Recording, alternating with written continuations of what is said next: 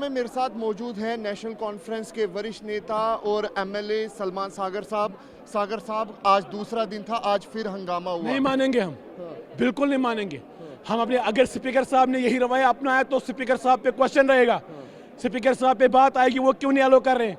कानून इंसानों से बढ़कर नहीं है, लोगों से बढ़कर नहीं है, हाउस से बढ़कर नहीं है। हाउस कानून बनाता है, कानून को हाउस, ये एक कॉमन सेंस है। हम 70 लाख लोगों की नुमाइंदगी करते हैं यहाँ, जो नेशनल कॉन्फ्रेंस का वर्किंग ग्रुप है, जो हमारा लेजिस्लेटिव पार्टी है। 70 लाख लोग बोलना चाहते हैं, स्पीकर साहब को समझना चाहिए ये लोगों की आवाज़ है, किसी के एक इंडिविजुअल की आवाज़ नहीं है। आप हाउस नहीं चलने देंगे? लाख लोगों को रिप्रेजेंट करता हूँ अपनी कॉन्स्टिट्यूंसी से। आप हाउस नहीं चलने नहीं, देंगे? बिल्कुल नहीं, ये एक बात होनी चाहिए, ज़रूरी है। तो साफ तौर पे आप यहाँ पे नेशनल कॉन्फ्रेंस के जो नेता हैं सलमान सागर, उनको सुन सकते हैं। साफ तौर पे कह रहे हैं कि जब तक इस बिल को लेकर चर्चा नहीं होगी तब तक हम हाउस जो है वो नहीं चलने देंगे। बीजेपी के वरिष्ठ नेता और विधायक विक्रम रंधावा इस वक्त हमारे साथ मौजूद है। एनसी कह रही है कि जब तक बिल पर चर्चा नहीं होगी हम सदन नहीं चलने देंगे। देखिए, डेमोक्रेसी का कत्ल हो रहा है, this is killing of a democracy. Speaker national conference का सीनियर मोस्ट पॉलिटिशियन है, 7-8 टाइम का एमएलए है, इनके बाप दादा की उम्र का है, ये उसको भी आंखें दिखा रहे हैं। यहाँ तक कि नेशनल कॉन्फ्रेंस के जो प्रधान है डॉक्टर फारूक अब्दुल्ला ने भी क्लियर कह दिया कि कल स्पीकर ने जो डिसीजन लिया बड़ा वाइज डिसीजन है।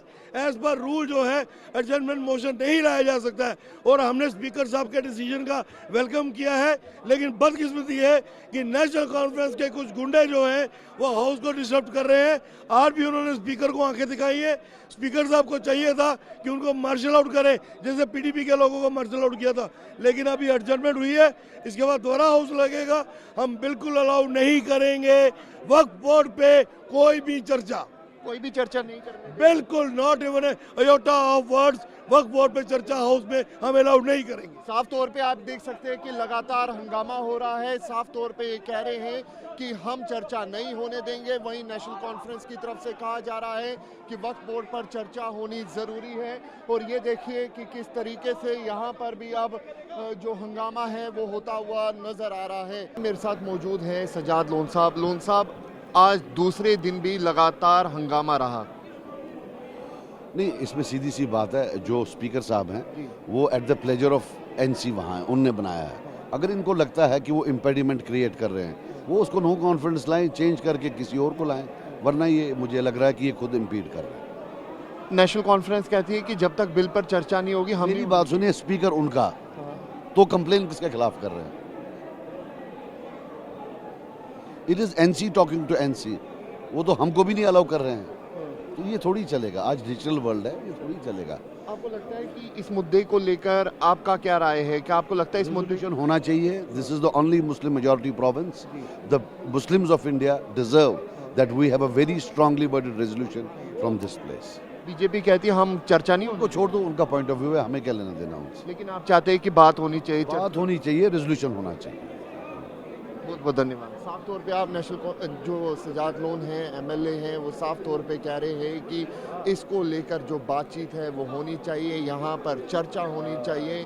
लेकिन इन सब के बीच लगातार सदन के अंदर हंगामा जो है वो लगातार हो रहा है और आज भी दूसरे दिन सदन नहीं चला है। मेरे साथ मौजूद हैं पीडीपी के विधायक वहीद पर्रा साहब।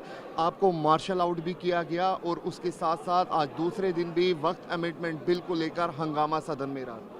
I think it's unfortunate, then government is seizing control from Muslim mosques, institutions, masjids, waqf, awqaf.